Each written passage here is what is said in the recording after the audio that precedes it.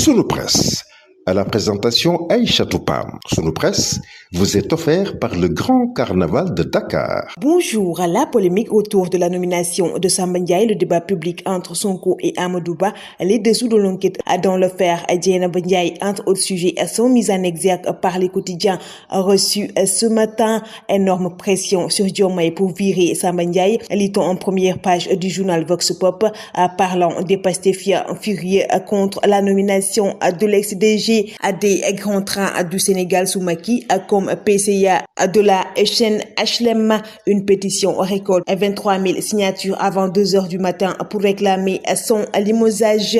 Le quotidien Les Échos abonde dans ce même siège et met à sa une Samba Ndiaye persona non grata à Pastef, à Guy Marius Sagna, Waly Diouf Bodian, à Abass Fall, à Tahirou Thiam, à tous contre à sa nomination. Le journal Le Quotidien s'intéresse sur le débat public entre Ousmane Sonko et Amadou Ba. Selon l'ancien premier ministre du Sénégal, le débat devra porter sur tous les aspects de notre nation, et Sonko qui part des stigmates de mauvaise gestion de l'ancien premier ministre qui seront aussi criards que les rayures des zèbres. Le choc des styles, titre le journal Enquête, parlant d'un débat inédit entre un gestionnaire chevronné et un juriste contestataire attendu. Le système et l'antisystème pour un duel politique aux enjeux majeurs. Walf Quotidien parle de passe d'armes virtuelles, revenant toujours sur le débat public entre Ousmane Sonko et l'ancien premier ministre du Sénégal. Rewmi Quotidien traite également cette question et met à sa une Amadou accepte et fixe les règles. Le même journal aborde dans ses colonnes le lancement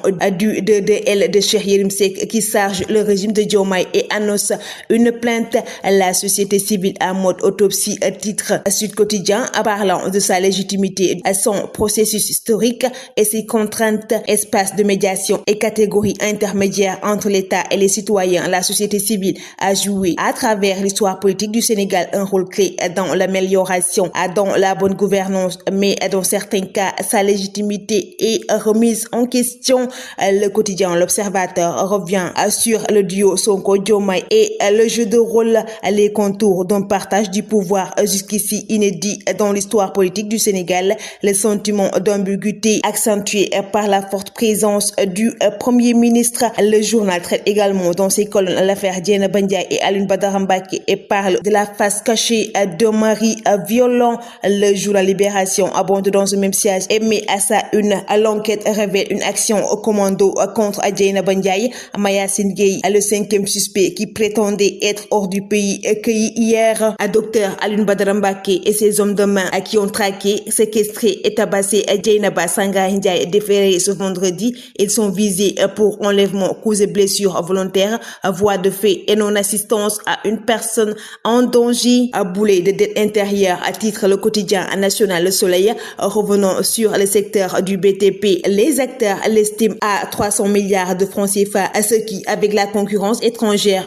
plombe leurs activités. Le quotidien Record fait focus sur le Saudi Pro League et s'interroge sur le 3e but de Sadio Mané. Le journal revient également sur la qualification du Sénégal en finale de la CAN Beach Soccer. Les Lions affrontent la Mauritanie et le ticket pour le mondial déjà validé. Le Carnaval de Dakar célèbre le riche patrimoine culturel africain.